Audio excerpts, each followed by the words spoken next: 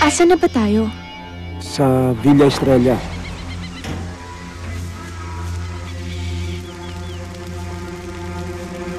Talaga namang nakakatakot dito eh.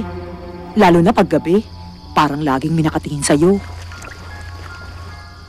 Guest ka ba dito? May kasama ka? Kasama ko ang mga kaibigan ko. Ako rin! Danica! Come here! Bilis! May kakaiba talaga sa resort na to. Marami nang pumunta dito na hindi na ulit nakita. Parang meron akong nakitang kakaiba sa ilalim ng tubig. Alam mo, sabi nila, doon daw naghihintay ang mga kaluluwa na gustong maghiganti.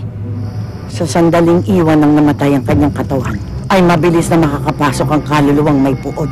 Malakas ang mga kaluluwang lipad na yan. Lalo na sa mga lugar kung saan sila pumanaw. Gusto nila makabalik. Ada! Muling mabuhay.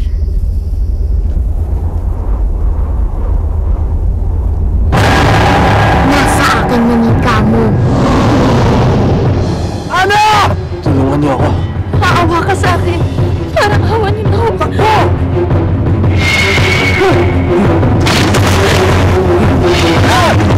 Sandali, Alex! Ano ba?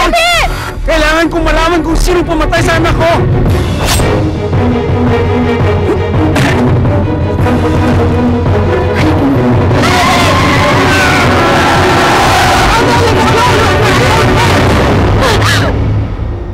Walang makakaligtas. Walang makakalabas sa Villa Estrella.